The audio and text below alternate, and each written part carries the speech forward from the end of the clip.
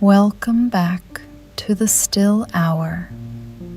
Take a slow breath and let the day softly drift away.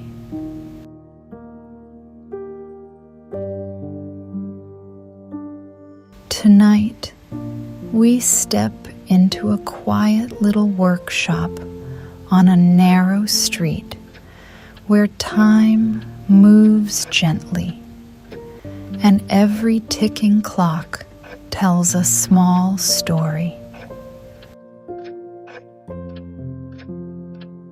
In a quiet corner of a small town stands a narrow shop with a wooden door and a round brass clock hanging above it. During the day, the street outside is lively. Footsteps pass along the cobblestones. Shopkeepers greet their neighbors. Bicycles roll slowly past.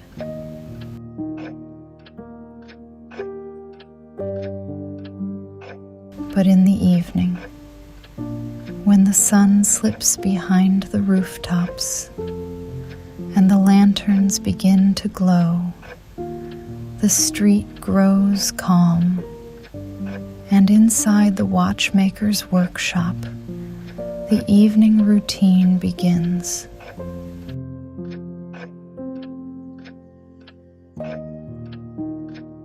The watchmaker is an older man named Elias.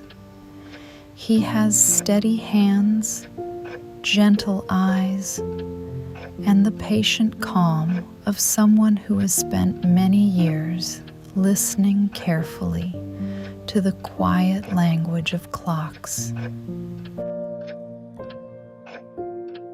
His shop is small, but inside it feels like its own tiny world. Shelves line the walls from floor to ceiling, and on every shelf there are clocks. Tall wooden grandfather clocks with polished brass pendulums, small brass carriage clocks that once traveled in pockets and luggage, round wall clocks with painted faces and delicate hands, even tiny watches resting in velvet-lined trays.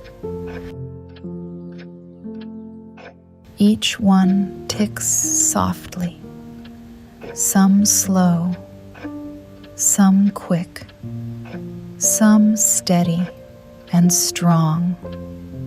Together, they create a quiet rhythm that fills the room. Tick, tick, tick. As evening arrives, Elias lights a small oil lamp on his workbench. The warm light spreads gently across the workshop. Outside the window, the sky deepens into soft shades of blue and violet.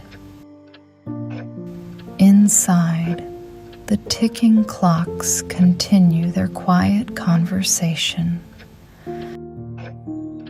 This is Elias's favorite time of day, because when the town grows quiet, he can listen more closely to the clocks. He sits down at his wooden workbench. The surface is worn smooth from many years of careful work. Small tools rest neatly beside him. Tiny screwdrivers, delicate tweezers, a magnifying lens, and a soft cloth for polishing brass and glass.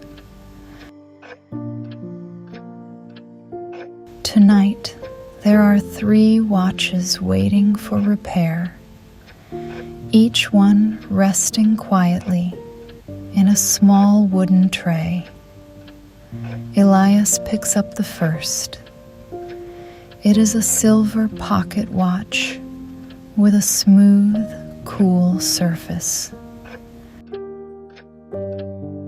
He opens the lid gently. Inside, the tiny hands are still. The watch has been waiting patiently for someone to listen. Elias lifts it to his ear, and after a moment, he smiles softly. Because even though the hands have stopped, deep inside the watch, he can hear the faintest whisper of movement. Tick, tick, tick. Very gently, he opens the back of the watch. Inside is a tiny world of gears, small golden wheels, no bigger than a grain of rice, springs coiled tightly like miniature spirals, everything working together when the watch is well. Elias adjusts his magnifying lens and leans closer. His hands move slowly and carefully, turning one small screw, then another.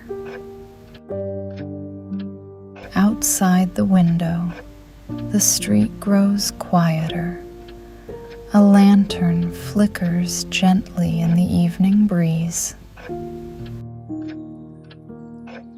A cat walks silently across the cobblestones, and inside the workshop, the clocks continue ticking. Tick, tick, tick.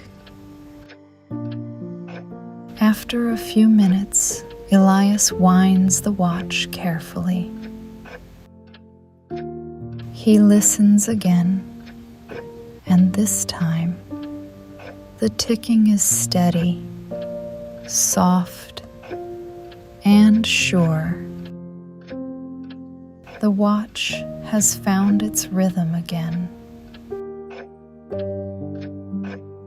He closes the silver lid with a quiet click and places it back in its tray.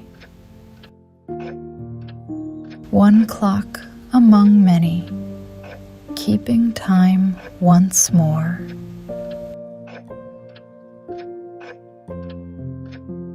Now Elias reaches for the second watch. This one is older. Its brass case carries small marks and scratches from many years of use. Perhaps it once belonged to a traveler, or a sailor, or someone who simply carried it every day through the passing years. The watchmaker turns it slowly in his hands. Every clock, he believes, carries the memory of time. Not just the hours it counts, but the moments it has quietly witnessed. Journeys, conversations, quiet afternoons, and peaceful evenings like this one. The oil lamp glows softly on the workbench. The room feels warm and still. Outside, the first stars appear in the darkening sky. Elias begins working again, adjusting a tiny gear, brushing away a speck of dust, winding the delicate spring, and once again, he listens. Tick, tick, tick. Across the room, the tall grandfather clock marks the passing minutes with a deeper rhythm. Its pendulum swings slowly. Back and forth, back and forth. Time moves quietly here, never rushing, never loud, just steady and calm. The watchmaker leans back for a moment and listens to the room. So many clocks, so many tiny rhythms, yet together they sound almost like gentle rain, a soft pattern that fills the quiet workshop. And as the night grows deeper, Elias continues his careful work, one watch at a time, one tiny gear at a time, helping each clock find its steady rhythm again.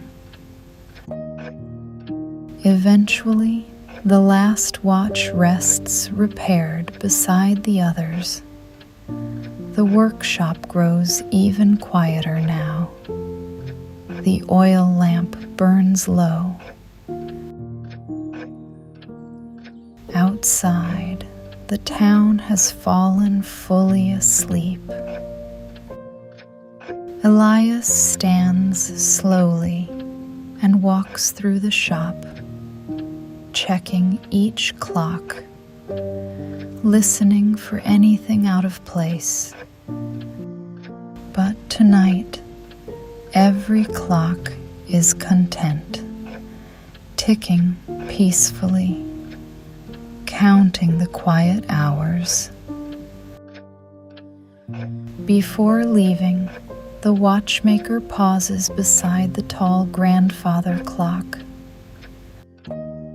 Its pendulum swings slowly in the lamplight, back and forth, back and forth.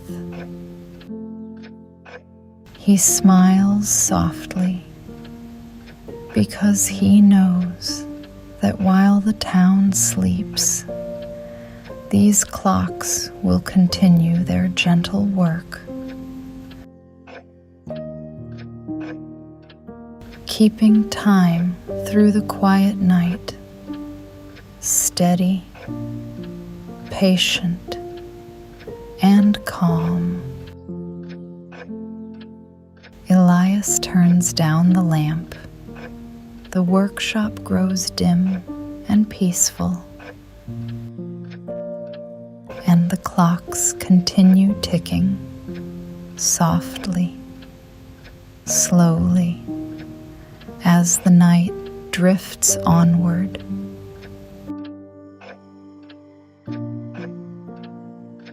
And now, as the quiet rhythm of the clocks continues, you can simply rest, breathe slowly, and allow the steady ticking of time to carry you gently into sleep.